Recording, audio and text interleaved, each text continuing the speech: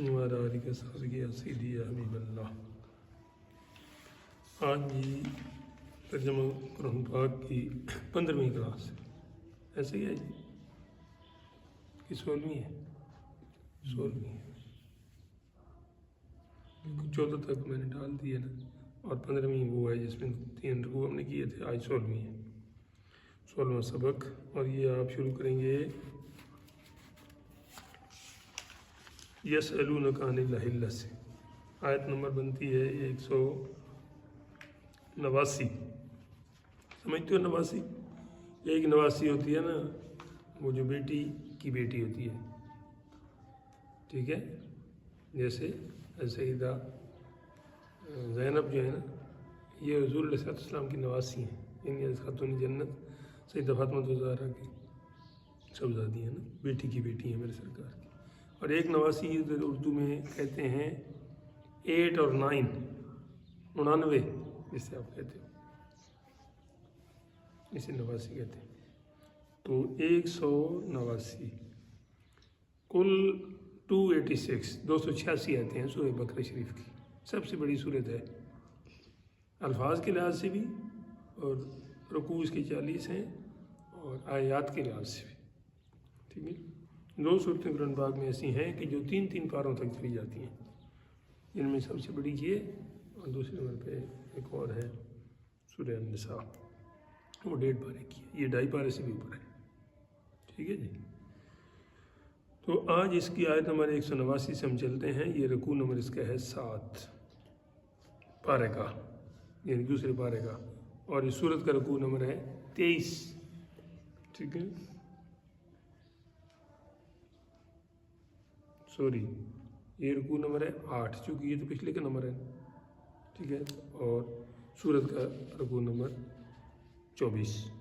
یسألونک، یسألونک کے لفظ کے ساتھ آقا علیہ السلام پر کچھ سوالات ہوئے تھے، کوئی 12 یا 13 ایسے، تو پھر انہی الفاظ کے ساتھ قرآن پاک میں ان کا حوالہ ہے۔ کہیں آیا یسألونک عن الأہلہ، یسألونک عن الجبال، یسألونک عن الیتامی، آگے آئے گا ابھی، ٹھیک ہے۔ تو اس طرح کے نا صحابہ نے خود بہت کم سوال کیے تھے، بس وہ فرماتے تھے کہ کوئی آ جائے نا بندہ باہر سے، وہ آ کے سوال کرے تو ہم بھی سیکھ لیں، کیونکہ ادھر سے وہ تھوڑا منع بھی ہو گیا تھا کہ بے جا سوال نہیں کرنے، تو وہ جا تو بہرحال کرنے ہی تھے، لیکن بے جا نہیں کہ پہلی امتیں بھی زیادہ سوال کرنے سے وہ پھنسی ہیں، ٹھیک ہے، وہ تباہ ہوئی ہیں۔ پھر صحابہ پاک بہت زیادہ احتیاط کرتے تھے کہ کوشش ہوتی تھی کہ باہر سے کوئی نوارد آئے، کیونکہ اس پر تو وہ سارے وہ نہیں لاگو ہوتے کہ وہ نیا تھا، جو پرانا ہے وہ کوئی غلطی کرے تو پھر اس پہ کہتے ہیں نواں ہے۔ یسألونک عن الأہلہ، ہلال جو ہے نا، ہلال اس کی جمع ہے اہلہ، ٹھیک ہے جی۔ ہلال کہتے ہیں چاند کو، پورے مہینے کی چاند کو ہلال کہتے ہیں، اور اس میں جو 14ویں کا چاند ہوتا ہے، چونکہ چاند کی جو منزلیں ہوتی ہیں نا وہ 28 ہوتی ہیں، تو پھر 14 آدھا ہو گیا، تو 14ویں کو چاند بالکل پیک پہ ہوتا ہے، ٹھیک، پوری وہ اس کی روشنی اور وہ مکمل ہو چکا ہوتا ہے۔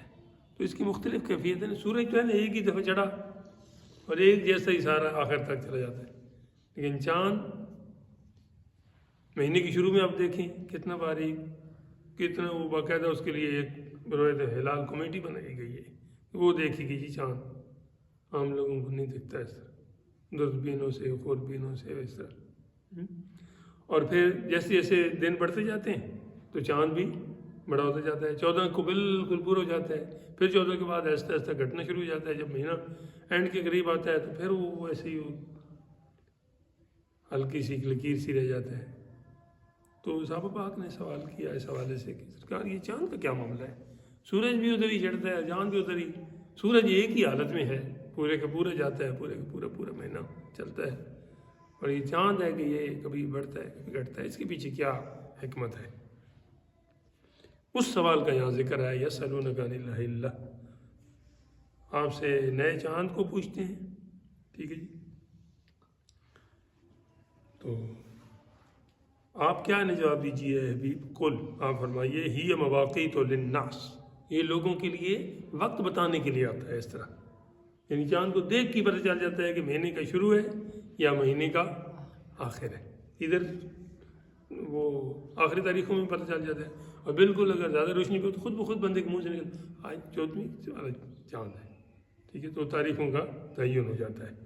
دوسرا اس کا یہ بڑھنا گھٹنا یہ بھی ہے کہ والحج، تاکہ حج کے جو ایام ہیں یا حج کے جو دن ہیں، یہ کھڑکی بند کر وہ بھی پتہ چل جاتے ہیں۔ ظاہر ہے چاند چڑھے گا، آپ کس مہینے کا، آپ کس مہینے کا، آپ کس مہینے کا، تو حج کا بھی پتہ چلے گا، روزے کا بھی پتہ چلے گا، تو فرمایا کہ بس ٹھیک ہے۔ وَلَيْسَ الْبِرُّ بِأَن تَأْتُوا الْبُيُوتَ مِن ظُهُورِهَا، کفار کا یہ طریقہ کار تھا، حج تو پہلے سے جاری تھا نا، ٹھیک ہے، وہ طواف بھی کرتے تھے ننگے ہو کے، اور بھی ان کی خرابیاں تھیں، لیکن یہ کام بہرحال کرتے تھے، حج بھی اور طواف بھی، اور نام یہ دیا جاتا تھا، ان کے عقیدے اور نظریے کے مطابق صحیح ہوتا ہوگا، اسلام نے اس کو آگے تو اس میں تبدیلیاں کی ہیں، لیکن یہ کام بھی ہوتے تو ادھر ہی ہیں، ہماری طرف سے بھی، اسلام کی طرف سے بھی۔ تو ان کا جو غلط طریقہ کار تھا ان میں سے یہ بھی تھا کہ جو حاجی احرام باندھ کے نا تو حج کے لیے نکلتا تھا گھر سے، تو ان کے نظریے کے مطابق گھر کے سامنے والے دروازے سے نکلنا ٹھیک نہیں تھا، بلکہ وہ پیچھے سے دیوار کو نا ایسے توڑ کے نا تو نکلنا یہ ان کے لیے تھا۔ تو اللہ تعالیٰ جل وعلا نے اسلام کے دین میں یہ چیز ختم کرنے کے لیے فرمایا وَلَيْسَ الْبِرُّ بِأَن تَأْتُوا الْبُيُوتَ مِن ظُهُورِهَا، یہ کوئی نیکی نہیں کہ تم گھروں کے بیک سے، پیچھے والی طرف سے سن لگا کے یا دیوار کو پھاڑ کر نکلو، یہ کیا نیکی؟ یہ اسی 2 رکوع پہلے آپ نے نیکی کی کافی ساری قسمیں پڑھی ہیں نا، دوسرے پاؤ سے لَيْسَ الْبِرُّ أَن تُوَلُّوا وُجُوهَكُمْ قِبَلَ الْمَشْرِقِ وَالْمَغْرِبِ، تو یہاں پھر جو نیکی نہیں تھی نا اس کی وضاحت فرما دی کہ کچھ لوگ اس کو بھی نیکی سمجھ کے کرتے تھے، تو فرمایا کہ یہ نیکی نہیں ہے۔ وَلَٰكِنَّ الْبِرَّ مَنِ اتَّقَىٰ، ہاں اگر نیکی ڈھونڈنی ہے تو نیکی تو تقویٰ ہے، پرہیزگاری ہے، گناہ سے بچنا ہے، تو تم اس طرح کیا کرو کہ وَأْتُوا الْبُيُوتَ مِنْ أَبْوَابِهَا، گھروں میں جب آؤ یا گھروں سے جاؤ تو دروازوں سے آ جایا کرو۔ دروازے کیوں فرمائے ہیں جو پیچھے سے دیواروں کو پھاڑ کے جانا ہے؟ اگر مجبوری سے کوئی دروازہ بند ہے، چابی اندر رہ گئی ہے، اور کوئی اور کھڑکی سے یا چھت سے کسی طرف سے آنے کا کوئی ہے چور رستہ، یا آپ کوئی بنا سکتے ہیں کہ اس میں نقصان کم ہو، تو وہ ناجائز نہیں ہے، لیکن عمومی طور پہ یہ حکم ہے۔ وَاتَّقُوا اللَّهَ، اللہ کا تقوی اختیار کرو، لَعَلَّكُمْ تُفْلِحُونَ، تاکہ تم کامیاب ہو جاؤ۔ آگے جی وَقَاتِلُوا فِي سَبِيلِ اللَّهِ الَّذِينَ يُقَاتِلُونَكُمْ وَلَا تَعْتَدُوا، یہ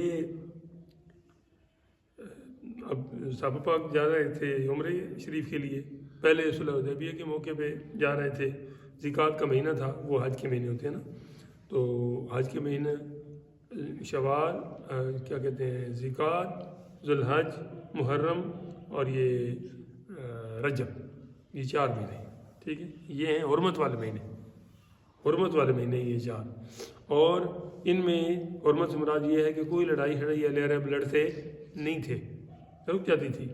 تو اب ذیقات میں گئے تو آگے سے وہ جناب آ گئے، انہوں نے کہا جی ہم آپ کو عمرہ نہیں کرنے دیں گے۔ حضرت عثمان سرکار کو آقا علیہ السلام نے بھیجا کہ آپ جائیں، انہیں بتائیں کہ ہم عمرہ کرنے کے لیے آ رہے ہیں، آپ سے لڑنے نہیں آ رہے، چونکہ ہجرت کے بعد پہلا موقع تھا جی، یہ 7 یا 6 ہجری تھی یا کون سے، تو بہرحال وہ وہاں پہ معاہدہ ہو گیا جی کہ نہیں اس سال نہیں اور اگلے سال آپ آئیں، تقریباً 1400 بندے آپ کے ساتھ تھے، تو پھر واپس ہو گئے، احرام وغیرہ اتار دیا، اور وہیں پہ وہ قربانی وغیرہ جو ہے نا کر دی گئی۔ تو جب دوسرے سال آیا تو پھر صحابہ پاک کے ذہن میں یہ خیال آیا کہ اب اگر پھر وہ لڑنے کے لیے تیار ہو گئے تو یہ تو حرمت والا مہینہ ہے، اس میں تو لڑائی نہیں کرنی، ہاں، تو اللہ تعالیٰ نے یہ آیت مبارک نازل فرمائی، فرمایا وَقَاتِلُوا فِي سَبِيلِ اللَّهِ، اللہ کی راہ میں لڑو، جہاد کرو، الَّذِينَ يُقَاتِلُونَكُمْ، جو لوگ تم سے لڑتے ہیں، اب تم بے حرمتی ان مہینوں کی نہیں کر رہے ہو، بے حرمتی تو وہ کر رہے ہیں، لہذا تم دفاع کے طور پہ جب لڑو گے تو یہ تمہیں اس کا کوئی گناہ نہیں ہوگا۔ یہ بالکل اس طرح یہاں سے ایک مسئلہ نکلتا ہے، کل میرے ذہن میں آ رہا تھا، تو وہ یہ ہے کہ ادھر ہے نا جماعت کھڑی ہوئی ہے نا جمعے کی یا ادھر، تو آگے صف میں جگہ خالی ہے، پیچھے لوگ جناب صفیں پوری بنا دیں. اب ایک بندہ پیچھے سے آئے نا، ویسے تو حکم ہے کہ لوگوں کی گردنیں پھلانگ کے آگے جانے کی کوشش نہ کرو، لیکن آگے جگہ خالی ہے اور پیچھے لوگوں نے صفیں پوری کر لی ہیں، تو اب آپ کو اجازت ہے کہ کسی کو تکلیف ہوتی ہے تو ہو آپ آگے جائیں، کیونکہ اس نے اپنی عزت خود پامال کی ہے. وہ آگے کھڑا ہوتا نا کہ آپ کو ادھر اسے تکلیف دے کے نہ آگے جانا پڑتا، کہ اس سے یہ مسئلہ بھی نکلتا ہے.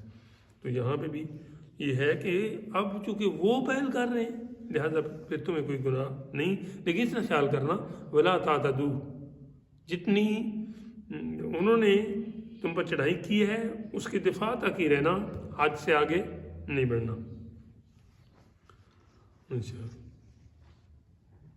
کیوں کہ ان اللہ لا یحب المعتدین، اللہ تعالیٰ حد سے بڑھنے والوں کو پسند نہیں فرماتا. ٹھیک ہے، آگے سے بول دیا اگر کوئی لفظ بالکل ہی گونگے بن جاتے ہو. وَاقْتُلُوهُمْ حَيْثُ ثَقِفْتُمُوهُمْ، اور ان کو قتل کرو کافروں کو نا، حَيْثُ ثَقِفْتُمُوهُمْ جہاں کہیں پاؤ ان کو.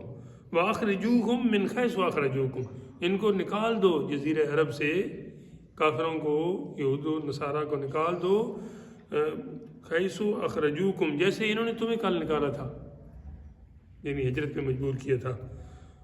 وَالْفِتْنَةُ أَشَدُّ مِنَ الْقَتْلِ، اور تم قتل و قتال کے بارے میں کہہ رہے ہو کہ اس حد میں، حرم کی حد میں قتل کرنا ٹھیک نہیں ہے، تو یہ جو تمہیں روک رہے ہیں اور اللہ کے گھر کی طرف آنے سے رکاوٹ بن رہے ہیں، یہ ان کا جو فتنہ فساد ہے، تمہارا ان کو قتل کر دینا اس کا کم وبال ہے اور یہ زیادہ ہے. ان فتنہ قتل سے بھی سخت ہے، کیونکہ اس سے پھر کئی قتل آگے ہو جاتے ہیں. اشد من القتل والفتنة اشد من القتل ولا تقاتلوهم عند المسجد الحرام، اور مسجد حرام کے قریب نہ لڑو حتی یقاتلوکم فی، جب تک وہ نہ لڑے. یعنی یہ ایک لمیٹڈ اجازت ہے، اگر وہ نہیں باز آتے اس جگہ پہ بھی پھر تم ان کے ساتھ ضرور مقابلہ کرو. پھر تم یہ نہ کرو کہ ہم جناب وہ نہیں لڑتے کیونکہ یہ جگہ ہے، وہ تمہیں بے شک مار دیں، نہیں، وہ نہ لڑیں تو پھر تم نے بھی اس جگہ کی بے حرمتی نہیں کرنی. لیکن اگر وہ لڑیں تو پھر تم نے اس جگہ کا لحاظ کر کے ان کا لحاظ نہیں کرنا، ان کو پھر کھینچنا ہے. فَإِن قَاتَلُوكُمْ، اگر تم سے لڑیں فَاقْتُلُوهُمْ، تو انہیں قتل کرو.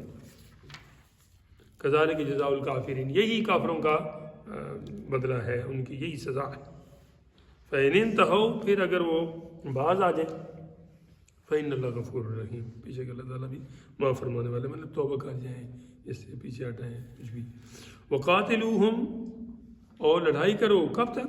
حَتَّى لَا تَكُونَ فِتْنَةٌ، حتیٰ کہ فتنہ بالکل ختم ہو جائے. یعنی یہاں سے اسلام کا جہاد کا کنسیپٹ بھی کلیئر ہو گیا ہے، فلسفہ، کہ کوئی دنیا والے جتنے بھی ممالک ہیں نا، امریکہ کو دیکھیں آج، یا پہلے روس، یا کوئی بھی جو تھے یا ہیں، ان سب کا نظریہ یہ ہے کہ زیادہ سے زیادہ لوگ اور ملک ہمارے قبضے میں آ جائیں. جبکہ اسلام کا یہ نظریہ نہیں ہے کہ ہم سب کو اپنے نیچے دینا ہے. اسلام کے جہاد کا جو فلسفہ ہے وہ صرف اتنا ہے کہ فتنہ ختم ہو، اللہ کے جو پیغام ہے اس کے بڑھنے میں اگر کوئی چیز رکاوٹ بن رہی ہے تو وہ رکاوٹ دور ہو جائے. جب وہ دور ہو جائے تو پھر جہاد کی بھی ضرورت نہیں ہے آگے. ٹھیک ہے، وقاتلوہم، اس آیت سے یہ چیز ثابت ہوئی. اور ان سے لڑو حتیٰ لا تکون فتنۃ، حتیٰ کہ کوئی فتنہ نہ رہے. ویکون الدین للہ، اور دین سارے کا سارا اللہ کے لیے.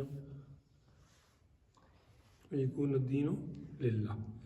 وقاتلوہم سے پھر پڑھ لیتے، اور ان سے لڑو یہاں تک کہ فتنہ بالکل نہ رہے. ویکون الدین للہ، اور دین سارے کا سارا اللہ کے لیے ہو جائے. ٹھیک ہے جی، اس کا پیغام پہنچانے میں کوئی رکاوٹ نہ رہے. فَإِنِ انْتَهَوْا، پھر اگر وہ باز آئیں، جیسے کہ اوپرلی والی آیت میں بھی کہا گیا ہے، فَلَا عُدْوَانَ، ہاں جی، تو زیادتی نہیں ہے، یعنی پھر ان پر زیادتی نہ کرو. إِلَّا عَلَى الظَّالِمِينَ، مگر ظالموں پر. یعنی جو آپ بھی باز نہیں آ رہے ہیں، ظلم کر رہے ہیں، تو ان کے ساتھ تو تم نے کرنا ہے. اس کے علاوہ جو باز آ جائیں تو ان کے ساتھ زیادتی نہیں کرنا.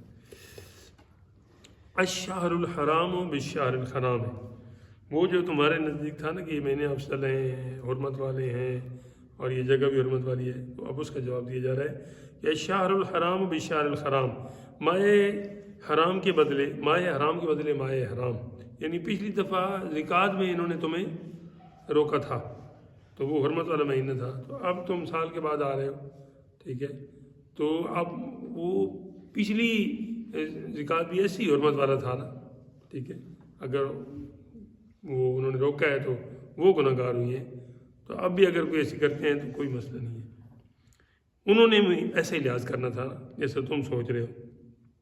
آگے والحرمات کے ساس، اور ادب کے بدلے ادب ہے، یعنی وہ ادب کو ملحوظ رکھیں تو پھر تم نے بھی رکھنا ہے۔ فمن اعتدى علیکم، تو جو تم پر زیادتی کرے، فاعتدوا علیہ، فاعتدوا علیہ، تم بھی اس پر زیادتی کرو۔ اب جو آپ پر زیادتی کر رہا ہے تو آپ اگر اس کا دفاع کر رہے ہیں تو وہ زیادتی تو نہیں ہے نا، مثلا ایک بندے نے ایک کو تھپڑ مارا ہے تو دوسرے کو اسے تھپڑ مارتا ہے تو یہ زیادتی تو نہیں، زیادتی تو تب ہے کہ دو تھپڑ مارے، لیکن اسی پہلے لفظ کو سمجھانے کے لیے ویسے ہی لفظ دوبارہ بھی استعمال ہو جاتا ہے، جس طرح اللہ تعالیٰ جل وعلا نے ایک جگہ فرمایا کہ وَجَزَاءُ سَیِّئَةٍ سَیِّئَةٌ بِمِثْلِهَا، کہ بدلہ برائی کا ایک ہی برائی ہے، ایک ہی برائی نہیں ہے، وہ تو اس نے برائی کی تھی تو اس کا بدلہ اسے ہونا تھا، ٹھیک ہے، لیکن سمجھانے کے لیے وہی لفظ دوبارہ لایا جاتا ہے۔ اصل میں تو وہ جائز ہوتا ہے، جتنا آپ پر کوئی زیادتی کرے اتنا بدلہ دینا تو آپ کا حق ہے، ہاں اس سے آگے جاؤ گے تو وہ زیادتی ہے، کیونکہ زیادتی کا معنی ہی اضافہ ہے، لیکن یہ ایک سٹائل ہے تو وہی لفظ کہ ہم کہہ دیتے ہیں نا، اگر فلاں نے میرے اوپر ظلم کیا تو میں بھی اس پر ظلم کروں گا، ظلم نہیں، میں اس کا بدلہ دوں گا، ہاں اس سے آگے جاتے ہوں وہ غلط ہے، واقعی وہ ظلم ہے۔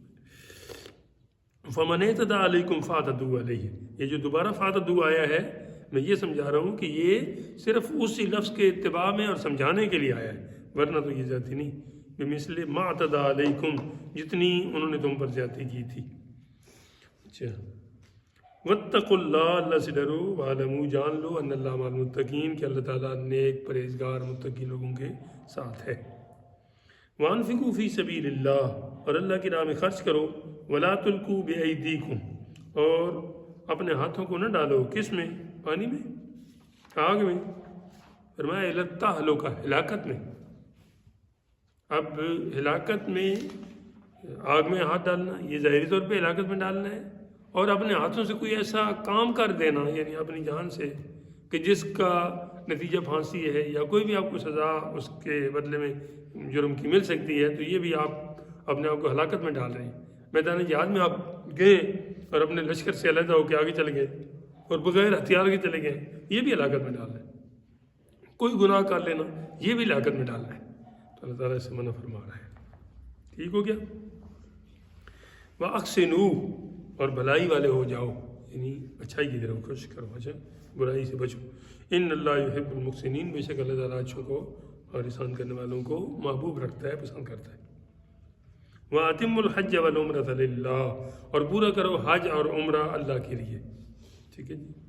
عمرہ سارا سال ہو سکتا ہے اور حج مخصوص دنوں میں ہوتا ہے، ٹھیک ہے، اور حج جو ہے وہ زندگی میں ایک بار فرض ہے اور عمرہ فرض ہے ہی نہیں، اور عمرے کو حج اصغر کہتے ہیں اور کوئی بھی حج ہو اس کو حج اکبر بھی کہہ دیتے ہیں۔ ویسے جمعے والے دن وقوف عرفہ ہو، یعنی عرفات کے میدان میں ٹھہرنا ہو تو پھر اس کو بھی حج اکبر کہتے ہیں۔ فَإِنْ أُقْصِرْتُمْ فَمَا اسْتَيْسَرَ مِنَ الْهَدْيِ، اگر تم روک دیے جاؤ، جیسے حدیبیہ کے موقع پہ صحابہ اور آقا علیہ السلام کو روک دیا گیا تھا، دشمن نے روک دیا، کسی بیماری کی وجہ سے روک گئے، کسی وجہ سے روک گئے، تو پھر کیا کرو؟ فَمَا اسْتَيْسَرَ مِنَ الْهَدْيِ، وہ جو قربانی کے جانور تم نے ساتھ لیے تھے وہ آگے بھجوا دو حرم میں۔ وَلَا تَخْلِقُوا رُؤُوسَكُمْ، اب تم چونکہ احرام کی حالت میں ہو تو تم اپنے سروں کے بال نہ منڈواؤ، حتیٰ یبلغ الہدی محلہ، حتیٰ کہ آپ کی قربانی وہ جو آگے لے جانے والے ہیں وہ ادھر پہنچا کے ذبح بھی کر دیں، ان کے ساتھ آپ کمٹمنٹ کر لیں فلاں دن وہاں آپ کی قربانی فلاں ٹائم پہ ہونی ہے، تو اس کی کچھ دیر بعد پھر آپ نے بال منڈوانے۔ آپ ادھر جا نہیں سکے، آپ تو رک گئے نا، بیماری کی وجہ سے رک گئے، دشمن نے روک لیا، کسی اور پریشانی کی وجہ سے آپ کو واپس جانا پڑا، لیکن چونکہ احرام کی حالت میں تھے تو اس کے کچھ آداب ہیں، تو ان آداب میں سے ایک ادب یہ بتایا ہے۔ فمن کان منکم مریضا، بس جو تم میں کوئی مریض ہو، او بہ اذم بالراسی، یا اس کے سر میں کوئی تکلیف ہو، سر درد بھی ہو سکتا ہے، سرسام بھی ہو سکتا ہے، کوئی اور بھی ایسی جوئیں وغیرہ ہو سکتی ہیں۔ ویسے تو احرام کی حالت میں ایک بال بھی آپ نے نہیں اکھاڑنا، لیکن اب آپ کو بیماری ایسی ہے کہ وہ سارے بال منڈوانے کی متقاضی ہے، تقاضا کرتی ہے، تو اب پھر آپ کیا کریں؟ فرمایا ففدیۃ من صیام، سر منڈوا لیں اور اس کے بدلے میں فدیہ کیا دیں؟ من صیام، روزے رکھیں۔ کتنے دن؟ 3 دن، ٹھیک ہے۔ اور یہ نہیں رکھ سکتے اور صدقہ، یا پھر صدقہ کریں۔ صدقہ کتنے مسکینوں کو؟ 6 مسکینوں کو، ٹھیک ہے جی۔ اور کتنا ایک مسکین کو دینا ہے؟ ایک تفسیر میں 2.25 سیر لکھا ہے اور ایک میں 2.25 سیر، 2.25 کلو گندم دینی ہے، ٹھیک ہے، آٹا 6 مسکینوں کو۔ اور اگر یہ بھی نہیں کر سکے تو اور نسکین، یا پھر ایک قربانی کرنی ہے، اور یہ قربانی کیا کہتے ہیں، فقیر نے بھی کرنی ہے اور دوسرے نے بھی کرنی ہے۔ یہ قربانی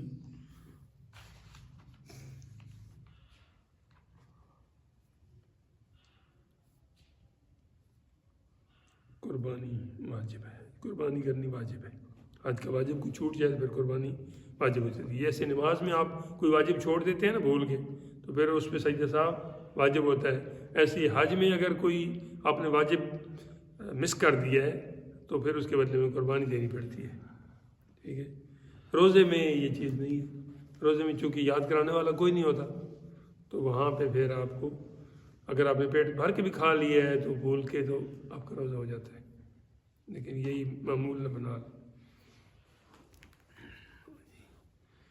فَإِذَا أَمِنْتُمْ، اور جب تم امن کی حالت میں ہو، تمہیں نہ کوئی روکنے والا ہے، نہ تمہیں کوئی بیماری ہے، نہ کوئی پیچھے سے کوئی ٹینشن ہے، تم سیدھے سیدھے اپنے جا رہے ہو، تو پھر تو ٹھیک ہے، کوئی مسئلہ نہیں ہے۔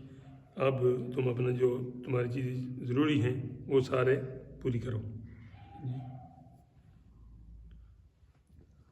فَمَن تَمَتَّعَ بِالْعُمْرَةِ إِلَى الْحَجِّ، ٹھیک ہے، تو جو حج سے عمرہ ملانے کا فائدہ اٹھائے، تمتع کا معنی ہوتا ہے فائدہ اٹھانا، ٹھیک ہے۔ ایک مطلب کیا ہے، تو کہتا ہے کہ چلو میں دونوں چیزیں کر لیتا ہوں۔ فَمَسْتَيْسَرَ مِنَ الْحَدْيِ، اس پر قربانی ہے جیسی میسر آئے، ٹھیک ہے۔ یہ ایسی قربانی ہے کہ جو فقیر نے بھی کرنی ہے اور امیر نے بھی کرنی ہے، اور اس میں صرف غریبوں کو ہی دینا نہیں ہے، خود بھی کھا سکتا ہے، کیونکہ یہ شکرانے کی ہے، کیونکہ اس نے ایک تیر کے ساتھ 2 شکار کیے ہیں، ایک خرچے پہ 2 ایک ٹکٹ پہ شو دیکھ لیے ہیں۔ اچھا جی، شکرانے کے لیے ہے نا کہ ایک ہی سفر میں کم خرچ بالا نشین جی، تو یہ جو ہے نا اس میں سے پھر کچھ نہ کچھ تو اللہ کی راہ میں دے دیجیے، شکرانے کی، اس لیے یہ وہ قربانی والی عید والی قربانی نہیں ہے، شکرانے کی ہے۔ فَمَن لَّمْ يَجِدْ، اور اگر وہ نہ پائے قربانی کے جانور، پھر فَصِيَامُ، پھر روزے رکھے، 3 ایام، 3 دن۔ بہتر یہ ہے کہ انہوں نے ویسے تو پہلے دن میں بھی رکھ سکتا ہے، لیکن 7ویں 8ویں اور 9ویں ذو الحج کو روزہ رکھے تو یہ زیادہ بہتر ہے، ٹھیک ہے جی، کیونکہ آگے پھر حج کے شروع ہو جائیں گے سارے ارکان، تو یہ 3 روزے فی الحج وَسَبْعَةٍ إِذَا رَجَعْتُمْ، ٹوٹل روزے رکھنے پڑیں گے 10، 7 جو ہے وہ واپس آ کے اور 3 یہاں پہ ان دنوں میں۔ تِلْكَ عَشْرَةٌ كَامِلَةٌ، یہ 10 پورے ہو گئے، ٹھیک ہے۔ ذَلِكَ لِمَن لَّمْ يَكُنْ أَهْلُهُ حَاضِرِ الْمَسْجِدِ الْحَرَامِ، یہ حکم اس کے لیے ہے جو مکہ کا رہنے والا نہ ہو، حاضر المسجد الحرام یعنی وہ مسجد حرام کے پاس رہنے والا یا مکی نہ ہو، مکہ شریف کا رہنے والا نہ ہو، بلکہ باہر سے گیا ہوا ہو، اس کے لیے ٹھیک ہے۔ یہ جو ایک ہی ٹکٹ میں 2 شو دیکھنے والی بات کی ہے نا، اس طرح یعنی حج کی 3 قسمیں ہیں، ایک قران ہے، ایک تمتع ہے اور ایک مفرد ہے یا فرد ہے۔ فرد صرف آپ جو مکہ شریف کے رہنے والا ہے اس کے لیے دوسرے 2 قسمیں حج کی جائز ہی نہیں ہے، یعنی یہ نہیں ہے کہ ایک ہی مرتبہ احرام باندھے اور اس میں عمرہ بھی کر لے اور پھر حج بھی کر لے، مکہ شریف کے رہنے والے کو یہ اجازت نہیں ہے کہ ایسے کرے، بلکہ وہ احرام باندھے گا ان دنوں میں عمرہ تو اس پر وہ اس کو ہے ہی منع، پیچھے حج کے لیے باندھے گا۔ اور 2 صورتیں ہیں، یا تو ایک ہی احرام کے ساتھ دونوں چیزیں ادا کرے، اسے قران کہتے ہیں، یا پھر یہ ہے کہ پہلے عمرے کا احرام باندھے، پھر وہ عمرہ کر کے کھول دے اور پھر باقی عام بندوں کی طرح ہو جائے اور پھر دوبارہ احرام باندھے اور اسی سفر میں اور حج کے لیے، ٹھیک ہے، تو اسے کہتے ہیں تمتع، یعنی فائدہ اٹھانا وہاں ادھر رہ کر۔ تو یہ دونوں اس بندے کے لیے ہیں جائز جو باہر سے گیا ہے، جو ادھر کا ہے اس کے لیے صرف حج مفرد جائز ہے، یعنی غلط ہے، کیونکہ باقی سارا سال ادھر ہی ہوتا ہے نا، عمرہ کرے نا، اسے کس نے منع کیا؟ یہ بیچارہ تو اتنا خرچہ کر کے آیا ہے، اس کو دوبارہ اللہ جانے موقع ملے نہ ملے، تو اس کو تو عمرے کی اجازت ہے، ایک ہی احرام میں بھی ہے اور دو الگ الگ احراموں میں بھی ہے، ٹھیک، لیکن اس کو نہیں ہے۔ تو فرمایا ذالک لمن لم یکن اہلہ حاضر المسجد الحرام، یہ حکم جو مکہ کے رہنے والا ہے اس کے لیے نہیں ہے، دوسروں کے لیے۔ واتقوا اللہ، اللہ سے ڈرو۔ جب بھی کوئی نیکی کا حکم ہوتا ہے ساتھ میں اتقوا اللہ ضرور آتا ہے، آپ ذرا غور کر کے دیکھ لینا۔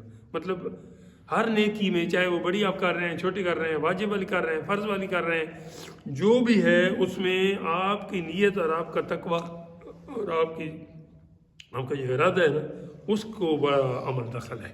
وہ اگر ذرا بھی ہے نا اس میں جھول یا اس میں کوئی اور نظریہ ہے آپ کا، تو پھر وہ نہیں جائے گی ادھر۔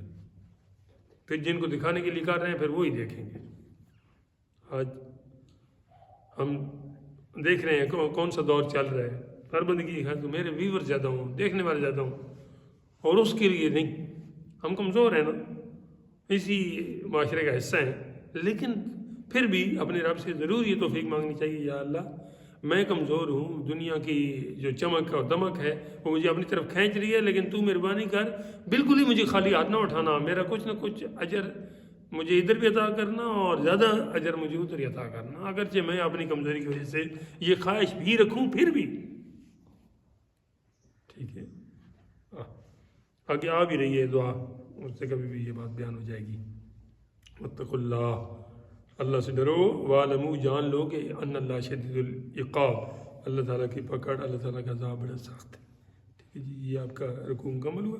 اگلا الحج اشہر معلومات، حج کے جو مہینے ہیں نا وہ معلوم ہے، اشہر جمع ہے، ٹھیک ہے جی، وہ معلوم ہے تمہیں۔ حج کے مہینے کون کون سے ہیں؟ شوال، ذوالقعدہ اور ذوالحج۔ کتنے مہینے ہو گئے؟ تین۔ حرمت والے مہینے کتنے ہیں؟ 4۔ اس میں نا یہ مخالطے میں نہ پڑھنا، حج کے مہینے کوئی پوچھے تو 3، کون کون سے؟ شوال، ذوالقعدہ، ذوالحج، اور حرمت والے مہینے کو پوچھے تو 4، اس میں شوال کو پھر نہیں کاؤنٹ کرنا، اچھا سمجھا گئی؟ ذوالقعدہ، ذوالحج، محرم اور آگے جا کے رجب المرجب، یہ 4 مہینے، ٹھیک۔ ویسے ان ساروں کے مہینے پورے، ان کے جو نام ہے نا، شوال المکرم، ٹھیک ہے، ذوالقعدہ، ذوالحج شریف اور محرم الحرام، یہ 4 ہیں لگاتار۔ شوال کو حج والے مہینوں میں شامل کیا گیا ہے، ادھر سے محرم کو نکال دیا گیا ہے، اور حرمت والوں میں پھر شوال کو نکال دیا گیا ہے اور محرم کو شامل کر کے رجب کو بھی ساتھ میں ایڈ کر لیا گیا۔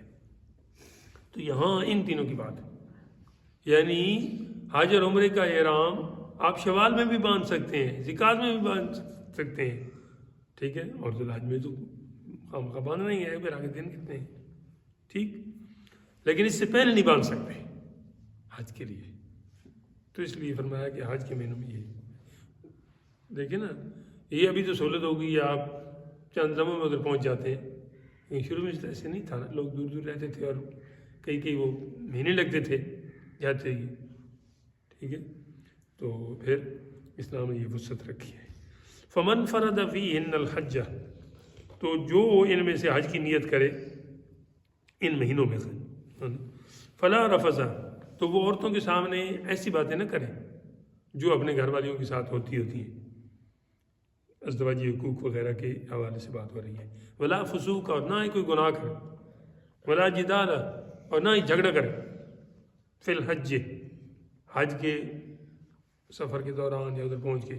یہ مطلب نہیں ہے کہ حج کے علاوہ مطلب جھگڑا بھی کر سکتے اور گناہ بھی کر سکتے، نہیں، مطلب یہ ہے کہ ان دنوں میں خاص طور پہ وہ بندہ بچے جو ادھر جا رہا ہے۔ اس کا مطلب یہ ہے کہ جب جو مقدس جگہیں ہیں وہاں پہ ثواب زیادہ ملتا ہے۔ اب آپ بیت اللہ شریف میں جا کے نماز ادا کریں تو ایک فرض نماز کا ثواب آپ کو 1,00,000 کے برابر ملتا ہے، لیکن وہاں اگر جا کے خدا نخواستہ آپ کوئی گناہ کریں گے نا تو پھر یہ نہ سمجھنا کہ ایک ہی گناہ ملے گا، لاکھ گناہ ملیں گے۔ تو اس لیے یہاں اسپیشلی منع کیا جا رہا ہے کہ گناہ سے بچنا ہے، جھگڑے سے بچنا ہے، کہ یہ ساری چیزیں عام جگہ پہ بری تھیں لیکن یہاں بہت بری ہیں، تو بہت سخت اس کی جو ہے نا وہ پھٹکار پڑے گی۔ اس لیے ہم تمہیں پہلے بتا دیتے ہیں کہ تم یہ کام ان دنوں میں خاص طور پہ نہ کرنا، ایسے بھی نہ کرنا۔ بات سمجھ آئیے؟ کوئی نہیں، میں فرشتوں سے پوچھ رہا ہوں یا آپ سے پوچھ رہا ہوں؟ ہاں تو پھر جواب دو نا۔ یہ آپ اس طرح جواب دیتے ہیں تو پھر سننے والے کہیں گے کہ اگر کوئی ہوگا تو جواب دے گا، اونچا جواب دو سر۔ بات سمجھ آئی ہے کہ نہیں آئی ہے؟ آئی ہے، ایسی آئی ہوگی جیسے زبردستی میں نے آپ سے پوچھا۔ اللہ کرے آئے، نہیں آئے گی تو پھر مسئلہ بنے گا۔ وَمَا تَفْعَلُوا مِنْ خَيْرٍ يَعْلَمُهُ اللَّهُ، ٹھیک ہے، اور تم جو بھی اچھا کام کرو گے نا اللہ تعالیٰ اسے جانتا ہے، ٹھیک ہے جی۔ وَتَزَوَّدُوا، لوگوں کا یہ نظریہ اب بھی خیر ہے، پاکستانیوں کا اسپیشلی ہے، ادھر جا کے مانگنا شروع کر دیتے ہیں، مقصد ہی حج نہیں ہے، عمرہ نہیں ہے، اللہ معاف کرے۔ لیکن لوگ جاتے تھے کہ چلے ادھر وہ لوگ نا اللہ کا مہمان سمجھ کے تو ہماری سپورٹ کر دیں گے، کھانا پینا بھی دے دیں گے، ٹھیک ہے جی۔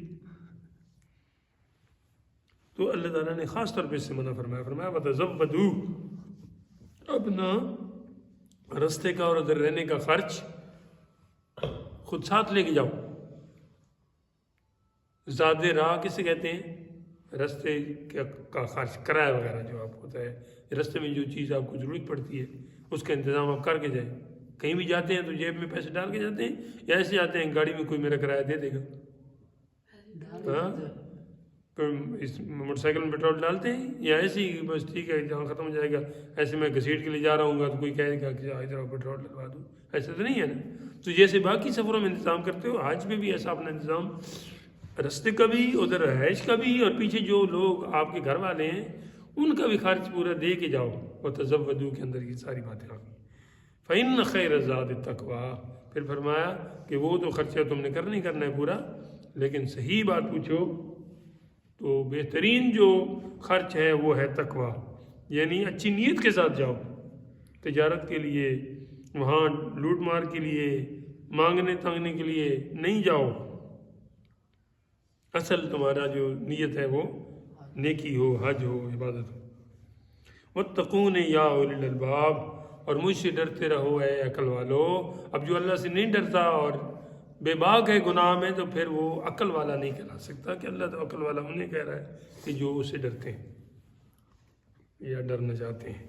لَيْسَ عَلَيْكُمْ جُنَاحٌ، تم پر کچھ گناہ نہیں ہے اس بات کا، أَن تَبْتَغُوا فَضْلًا مِّن رَبِّكُمْ، کہ تم اللہ کا فضل تلاش کرو ادھر، یعنی تمہارا ارادہ، تمہاری نیت وہ تو حج ہی ہو، عبادت ہی ہو، لیکن وہ پورے طور پہ ادا ہو رہی ہے، اس میں کوئی حرج نہیں ہے، اور درمیان میں کوئی آپ کو وقت مل گیا ہے تو آپ اگر کوئی کاروبار وغیرہ بھی کر رہے ہیں یا کوئی تجارت وغیرہ کر رہے ہیں اس کی اجازت ہے، ہم نے اس سے منع نہیں کیا، لیکن یہ کہ وہ تجارت تمہاری پرائرٹی پہ ہو اور حج جو ہے وہ ثانوی یا ثالثی حیثیت پہ، چلو یہ کاروبار کرنے کے لیے جاتے ہیں ساتھ میں حج بھی کر لیں گے، ایسا نہیں ہے، ایسا نہیں کرنا۔ یوں کہو کہ یہ تو کرنا ہی کرنا ہے تو چلے یہ بھی ساتھ میں فائدہ ہو جائے تو پھر کوئی مسئلہ نہیں ہے۔ کئی لوگ جاتے ہیں وہاں دکانیں لگاتے ہیں، اب ادھر بزرگوں کے عرس وغیرہ ہوتے ہیں وہاں لوگ دکانیں لگاتے ہیں، تو اصل حاضری مقصد تجارت نہ ہو، اصل الاصول بندگی استاجوار کی ہے، اصل میں حاضری مقصود ہے اللہ تعالیٰ کے دربار کی بھی اور رسول اللہ صلی اللہ علیہ وسلم کے دربار کی بھی۔ اچھا، فَإِذَا أَفَضْتُم مِّنْ عَرَفَاتٍ، تو جب عرفات سے پلٹو، فَاذْكُرُوا اللَّهَ، تو اللہ کا ذکر کرو۔ کون سی جگہ پہ؟ عند المشعر الحرام، مشعر حرام ایک جگہ ہے وہاں پہ، اس کے پاس بھی کثرت کے ساتھ اللہ تعالیٰ کا ذکر کرو۔ وَاذْكُرُوهُ كَمَا هَدَاكُمْ، اور اس کا ذکر کرو جیسے اس نے تمہیں ہدایت عطا فرمائی ہے۔ وَإِن كُنتُم مِّن قَبْلِهِ لَمِنَ الضَّالِّينَ، حالانکہ اس سے پہلے تم گمراہ تھے، تم رستہ بھٹکے ہوئے تھے۔ ثُمَّ أَفِيضُوا مِنْ حَيْثُ أَفَاضَ النَّاسُ، قریشیوں کا یہ طریقہ تھا کہ وہ عرفات تک کیا کہتے ہیں جانے سے نا پہلے ہی وہ وَإِن كُنتُمْ ثُمَّ أَفِيضُوا مِنْ حَيْثُ أَفَاضَ النَّاسُ، اے قریشی تم بھی وہیں سے پلٹو جہاں سے لوگ پلٹتے ہیں۔ یہ کہاں سے واپس آ جاتے تھے؟ یہ بتا رہے ہیں جناب کہ تم بھی عرفات جایا کرو دیگر حاجیوں کے ساتھ۔ یہ رستے سے کہیں مزدلفہ سے کسی جگہ سے پلٹ آیا کرتے تھے قریش کے، مکہ کے جو لوگ تھے نا۔ تو اس آیت میں ان کو فرمایا گیا کہ تم کوئی علیحدہ مخلوق نہیں ہو، قریش تمہیں بنا دیا تو اس کا یہ مطلب نہیں کہ تمہارے اوپر وہ ذرا وہ کم ہوں گے اور تم ایلیٹ کلاس ہو اور باقی جو ہے وہ، جس طرح ہر ملک کے اکثریت حکمران اپنی عوام کو اور خاص طور پہ ہمارے اس پر صغیر پاک ہند میں کیڑے مکوڑے سمجھے جاتے ہیں ہم لوگ تو، ہاں جی، دوسرے اور تیسرے اور چوتھے اور پانچویں درجے کے شہریہ میں بنا کے رکھا ہوا ہے، ٹھیک ہے۔ تو ایسا نہیں، یہ اس میں منع کیا گیا ہے کہ اس عبادت میں بھی تم باقی لوگوں کے ساتھ، اور اس کی روشنی میں باقی سارے حکمرانوں کو بھی یہ حکم ہے کہ تم بھی اپنے عوام کو اسی ملک کا شہری سمجھو، اور ان کو بھی حقوق ویسے ہی ہیں جیسے تمہاری ضروریات ہیں ویسے ان کی بھی ہیں، ہاں جی۔ ثم افیدوا من حیث افاض الناس واستغفروا اللہ، اور اللہ سے معافی مانگو، ان اللہ غفور رحیم، بے شک اللہ تعالیٰ معاف فرمانے والا ہے۔ فَإِذَا قَضَيْتُم مَنَاسِكَكُم، پھر جب حج کے کام پورے کر چکے ہو، قضاء کا معنی ہے پورا ہو جانا، ٹھیک ہے، جب قضاء آتی ہے تو بندے کا وقت پورا ہو جاتا ہے نا، وہ چلا جاتا ہے۔ مناسککم، مناسک حج یعنی حج کے جو امور تھے، ضروریات تھے، فرض تھے، ارکان تھے، واجبات تھے، سنتیں تھیں، وہ سارے پورے ہو گئے، تو پھر فذکروا اللہ، اللہ کا ذکر کو، کیسے؟ کذکرکم، جیسے کہ تم ذکر کرتے ہو آباءکم، اپنے باپ دادا کا، صرف اتنا ہی، او اشد ذکرہ، نہیں اس سے بھی کہیں بڑھ کر اللہ کا ذکر کرو۔ تمہارے باپ دادا تمہیں کس نے بتایا کہ تمہارے باپ دادا ہیں؟ یہ اللہ تعالیٰ کی عطا ہے کہ اس نے تمہیں باپ دادا کو بھی زندگی دی اور تمہیں بھی پھر زندگی جیسی نعمت عطا فرمائی، تو چاہیے تمہیں کہ ان سے بھی بڑھ کر اس کا ذکر شکر کرو اور ذکر کرو۔ اچھا، کافروں کے حوالے سے تھوڑا سا ہے اور عام غافلوں سے بھی، فَمِنَ النَّاسِ مَن يَقُولُ، لوگوں میں سے کچھ لوگ ایسے ہیں جو کہتے ہیں کہ ربنا آتنا فی الدنیا، اے اللہ ہمیں دنیا میں عطا فرما، وما لہ فی الآخرۃ من خلاق، اور آخرت میں اس کو کچھ حصہ نہیں، وہ آخرت پر یقین ہی نہیں رکھتا، اس کا یقین ہی نہیں ہے کہ میں مرنے کے بعد اٹھوں گا، بلکہ وہ تو کہتا ہے میں یکشی العظام وہی رمیم، جب میری ہڈیاں بھی گل جائیں تو پھر میں اٹھوں گا۔ میں کہا یہ کیسے ہو سکتا ہے؟ اللہ تعالیٰ اس کا جواب دیتا ہے افاینا بالخلق الاول، کیا ہم پہلی دفعہ بنا کے تم تھک گئے، دوسری مرتبہ نہیں بنا سکتے؟ تمہارے نزدیک پہلی مرتبہ بنانا مشکل ہوتا ہے کہ جو بھی کوئی چیز بناتا ہے تم کہتے ہو جی یہ تو اس کا نام یاد ہے، بعد میں ہزاروں پیچھے بن گئی ہیں کوئی بھی یاد نہیں، ہمارے لیے نہ پہلے بنانا مشکل تھا اور نہ دوسری مرتبہ، لہٰذا ہم تمہیں دوسری مرتبہ پہلے سے بھی اچھا بنائیں گے۔ میں اکثر یہاں بتاتا ہوں، پہلی دفعہ کسی کی آنکھ تھی دوسری نہیں تھی، کسی کی ایک ٹانگ تھی دوسری نہیں تھی، کسی کا دماغ جگہ پہ نہیں تھا، کسی کا کیا، لیکن دوسری مرتبہ بالکل فٹ فاٹ پیدا ہوں گے۔ آگے علی ایمان کی نشانی فرمایا وَمِنْهُمْ مَن يَقُولُ رَبَّنَا آتِنَا فِي الدُّنْيَا حَسَنَةً وَفِي الْآخِرَةِ حَسَنَةً وَقِنَا عَذَابَ النَّارِ، جامع دعا ہے۔ اور لوگوں میں سے کچھ لوگ ایسے بھی ہیں جو یہ دعا کرتے ہیں یا اللہ ہمیں دنیا میں بھی اچھائی عطا فرما اور آخرت میں بھی اچھائی عطا فرما، اور ہمیں آگ کے عذاب سے یعنی دوزخ کے عذاب سے، جہنم کے عذاب سے محفوظ فرما۔ اولئک لہم نصیب مما کسبوا، ایسوں کو ان کی کمائی سے حصہ ملے گا، نصیب کا معنی ہے حصہ، ٹھیک ہے، مما کسبوا جو انہوں نے کمایا ہے، ٹھیک، واللہ سریع الحساب، اور اللہ تعالیٰ جلد حساب لینے والا ہے۔ اللہ تعالیٰ جلد کیسے حساب لینے والا ہے؟ ادھر تو فرعون کو 400 سال عمر دی، نوح علیہ السلام کو کہیں 1500 سال تک دی، کئیوں کو اس سے بھی زیادہ دی، تو پھر جلد کا کیا مطلب ہوا؟ جلد کا مطلب یہ ہے کہ بے شک آپ ہزاروں سال جیو، لیکن آپ پر جب ادھر سے پکڑ آئے گی نا تو آپ کو ایسے لگے گا کہ جیسے میں ابھی آیا تھا، اب میں 50 سال یہاں اس دنیا میں گزار چکا ہوں، لگتا ایسے ہی ہے جیسے میں کل ہی اس درس میں آیا، اس دنیا میں آیا مجھے۔ اچھا، تو اس سریع کا معنی ہے جلدی، لگے گا ایسا کہ جلدی ہے، واللہ سریع الحساب۔ وَاذْكُرُوا اللَّهَ فِي أَيَّامٍ مَّعْدُودَاتٍ، اور گنے چنے دن اللہ تعالیٰ کا ذکر کرو۔ یہاں گنے چنے دن سے مراد روزے کے دن نہیں ہے، وہ تو پیچھے گزرا ہے نا ایام معدودات،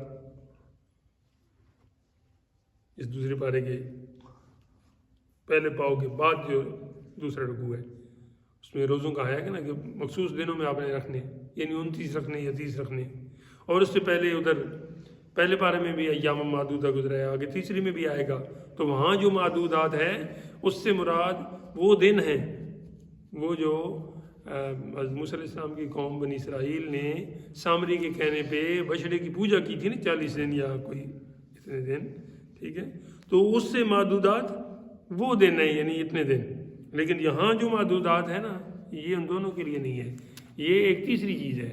یہ جو آپ بڑی عید ہوتی ہے نا، تو بڑی عید کے ایک دن پہلے آپ کر دیتے ہیں شروع جی تکبیریں پڑھنا، پڑھتے ہیں کہ نہیں پڑھتے؟ اللہ اکبر اللہ اکبر لا الہ الا اللہ واللہ اکبر اللہ اکبر وللہ الحمد. حج والے دن صبح کی نماز سے شروع کرتے ہیں، وہ پورا دن بھی پڑھتے ہیں، عید کے دن بھی پڑھتے ہیں، عید کے دوسرے دن پڑھتے ہیں، تیسرے دن بھی پڑھتے ہیں، اور چوتھے دن بھی عصر تک پڑھتے ہیں. ٹھیک ہے، صاحبین کی قول پہ یہ چونکہ فتویٰ ہے تو اتنے دن، تو یہ ان کو دنوں کو کہتے ہیں ایام تشریق. کیا کہتے ہیں؟ ان دنوں میں روزہ رکھنا جائز نہیں ہے، حرام ہے، مکروہ ہے، ٹھیک ہے، منع ہے. تو فرمایا کہ یہ دن جو ہے نا اللہ کے ذکر کے، وذکر اللہ فی ایام معدودات، یہاں وہ دن مراد ہے معدودات سے. فمن تعجل فی یومین، تو جو جلدی کرے، تعجل اجلت سے ہے، اجلت کا معنی جلدی ہوتی ہے، عاجل عین کے ساتھ، ٹھیک ہے، جلدی کرنے والا. فی یومین، جو 2 دنوں میں ہی جلدی کر کے چلا جائے، یعنی حج پہ آیا ہوا بندہ، فلا اسم علیہ، تو اس پر بھی کچھ گناہ نہیں ہے. ومن تأخر، اور جو رہ جائے تھوڑی تاخیر کرے، فلا اسم علیہ، تو اس پر بھی کچھ گناہ نہیں ہے. لمن اتقا، پرہیزگاری پھر بھی اصل شرط ہے. وہ جو جلدی جا رہا ہے وہ بھی پرہیزگاری کو ملحوظ رکھ کے جا رہا ہے، اور یہ جو پیچھے رہ رہا ہے اس کے بھی نزدیک نیکی زیادہ حاصل کرنا مقصد ہو تو پھر ٹھیک ہے، دونوں پر حرج نہیں. واتقوا اللہ، اللہ سے ڈرو، وَاعْلَمُوا أَنَّكُمْ إِلَيْهِ تُحْشَرُونَ، یہ کہ اللہ تعالیٰ جل وعلا کی طرف سب نے اٹھنا ہے. حشر کا معنی ہوتا ہے جمع ہونا، ٹھیک ہے،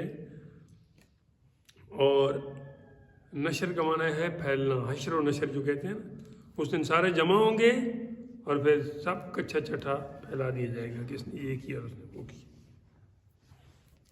بس یہیں پہ روکتے ہیں جی 203 آیت نمبر تک. انشاءاللہ پھر جب اللہ تعالیٰ کو منظور ہوا تو آگے چلیں گے. وآخر دعوانا الحمدللہ رب العالمین.